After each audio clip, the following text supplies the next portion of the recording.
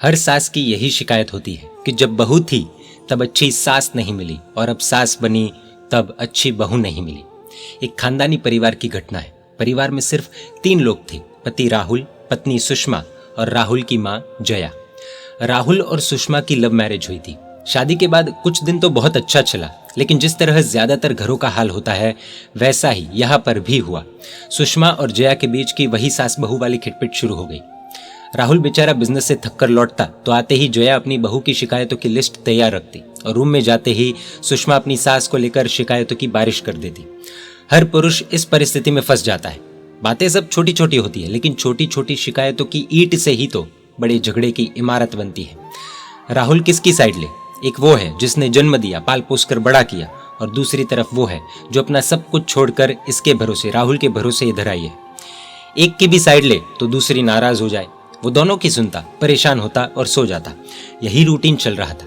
लेकिन एक दिन ऐसा आया जब दोनों के बीच बहुत बड़ा झगड़ा हो गया और राहुल के आते ही बहस शुरू हो गई।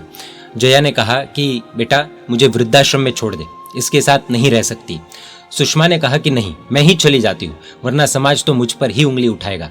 राहुल बहुत परेशान था और दोनों की आवाजें बंद होने के बाद लाल आंखों के साथ जोर से बोला कि अब फैसला करना ही होगा। या तो आप दोनों इस घर से निकल जाओ या तो मैं निकल जाता हूं। मुझे ही आप दोनों के साथ नहीं रहना। राहुल ऐसी घोषणा करेगा इसकी उम्मीद दोनों को नहीं थी। दोनों परेशान हो गए कि अब करे तो करे क्या।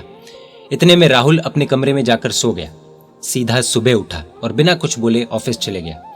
पूरी रात सुषमा सो नहीं पाई। उसे एक धर्मगुरु की बात याद आ गई कि प्रेम से किसी भी व्यक्ति को जीता जा सकता है। थोड़ा सहन करना पड़ता है, लेकिन फिर जीत पक्की है। निर्णय लिया कि बस कल से मैं ही अपने आप को बदल दूंगी, सासू माँ को शिकायत का मौका ही नहीं दूंगी। उसने ऐसा सोचा कि मैं तो अभी तक जवान हूँ, अपना नेचर बदल सकती हूँ। सासू माँ की उम्र ज्यादा है, अब उनसे ये अपेक्षा नहीं करनी चाहिए कि उनके बर्ताव में कोई बदलाव आएगा। अगले दिन से नई शुरुआत हुई। रात को राहुल घर पर आया, लेकिन दोनों सास बहू प्रेम से बातें कर रहे थे। इसी बीच जया को भी लगा कि मुझे भी अपनी बहू के साथ अच्छे से बर्ताव करना चाहिए। उसे बेटी के तौर पर देखूंगी तो सब अच्छा होगा। घर छोड़कर जाने की बात तीनों भूल गए। समय बीतने लगा और सास बहू माँ बेटी जैसे बन गए। दोनों को एक दूसरे के बिना नहीं चलता था, ऐसा हो गया।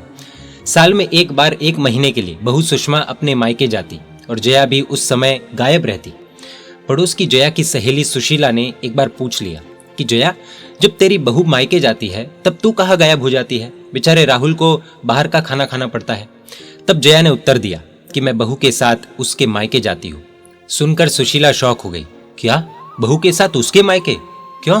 वो ऐसा क्या गलत काम कर रही है कि उसके पीछे नजरें रखने के लिए तुम्हें उसके साथ उसके मायके तक जाना पड़ता है? जया ने मुस्कुराते हुए कहा कि अरे नहीं, ऐसी बात नहीं है। दरअसल मेरी बहू सुषमा बहुत प्यारी है, वो मेरी बेटी जैसी है। हम दोनों के बीच अब इतना प्रेम है कि मैं क्या बताऊं। इतना समझ जा कि 1 महीने के लिए मैं अपने बेटे के बिना रह सकती हूँ, लेकिन बहू के बिना नहीं। और मेरी बहू भी मेरे बिना नहीं रह पाती, इसीलिए मुझे उसके मायके साथ ले जाती है।